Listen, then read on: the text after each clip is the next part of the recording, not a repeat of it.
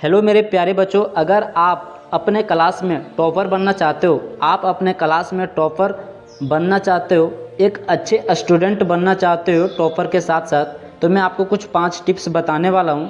अगर इन पाँचों टिप्स को अगर आपने डिसिप्लिन के साथ फॉलो कर लिया ना, तो आप एक अच्छे स्टूडेंट के साथ साथ आप अपने क्लास का टॉपर बनोगे। तो कैसे आप अपने क्लास का टॉपर बनोगे, किस तरीक़ा से पढ़ाई करना चाहिए, टॉपर लोग किस तरीक़ा से पढ़ाई करते हैं, आज की इसी वीडियो में आपको बताने वाला हूं।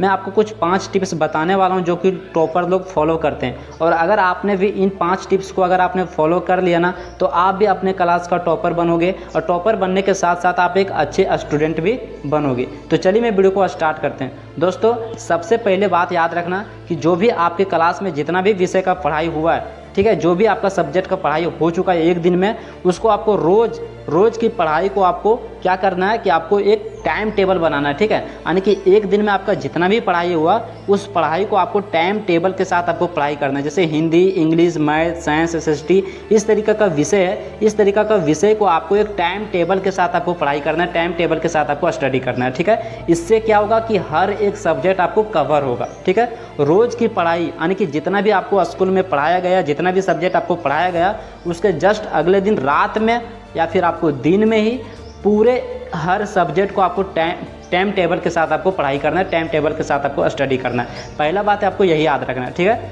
दूसरा जो बात मैं आपको बताने वाला हूँ वो है कि क्लास में पूरे आपको ध्यान देना है। यानी कि जब भी आपके क्लास में टीचर आते हैं, जब भी आपके क्लास में शिक्षक आते हैं, तो आपको पूरा ध्यान देना है, पूरा आपको फोकस करना है। ठीक है, और उसी समय आपको नोट्स बना लेना है। ठीक है, यानी कि जो भी आपके क्लास में टीचर बताते हैं, सिखाते हैं, और जो भी आपको समझ आता है, आपको खुद से नोट्स बनाना है। किसी का नोट्स आपको लेना नहीं है, क्योंकि अगर आप अपने खुद का नोट्स बनाओगे तो आपको रिवाइज करने में थोड़ा अच्छा लगेगा। ठीक है, समझ आएगा। ठीक है, तो जो भी आपको क्लास में बताया जाता है उसको आपको ध्यान से समझना है, ध्यान से सुनना है, एकदम फोकस के साथ आपको ध्यान से ग्रहण करना है, और नोट्स आपको खुद से बनाना है। किसी का नोट्स लेना नहीं है, आपका नोट्स खुद का होना चाहिए। दूसरा पॉइंट याद रखना।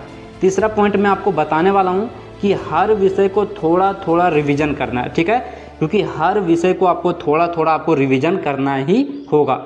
उसके बाद चौथा पॉइंट याद रखना कि पिछले 5 से 10 साल में जितने भी पेपर जो एग्ज़ाम में आए हैं, किस तरीक़ा का पेपर आता है एग्ज़ाम में, उस पेपर को आपको देखना है, और उस पेपर को देखने के बाद आपको उसको सॉल्व करना है। सिंपल यानी कि क्वेश्चन से आपको सॉल्व करना है, और उसका एक सही तरीक़ा से आपको सॉल्व करना है। पिछले 5 से 10 साल में किस तरीक़ा का पेपर आता है उसको उठा के देख लेना है, प्रीवियस ईयर्स पेपर, और उसको आपको सॉल्व करना है। ठीक है, पाँचवा जो है, जब भी आपको कोई डाउट्स आता है, क्लास में डाउट्स आता है, तो आपको उसी दिन आपको पूछ लेना है कि ये नहीं कि मुझे ये चीज़ समझ में नहीं आया और चलो मैं इसको कल पूछूंगा या फिर परसों पूछूंगा या फिर अगले दिन पूछूंगा। तो नहीं, जिस समय आपको डाउट होता है, जिस समय आपको प्रॉब्लम होता है, उसी समय आपको पूछना है। क्योंकि अगर आप उसी समय नहीं पूछोगे तो अगले दिन भूल जाओगे, और जब इस तरीक़ा का आपका आदत बन जाएगा तो आप एक अच्छे स्टूडेंट नहीं बन पाओगे, आप अपने क्लास में टॉपर नहीं बन पाओगे।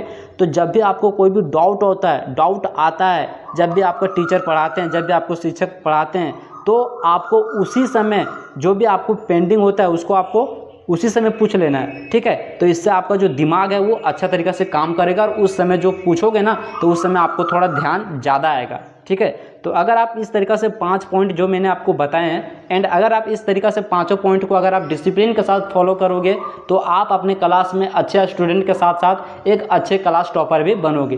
तो चलिए बच्चों, मिलते हैं किसी नेक्स्ट वीडियो में, तब तक के लिए जय हिंद।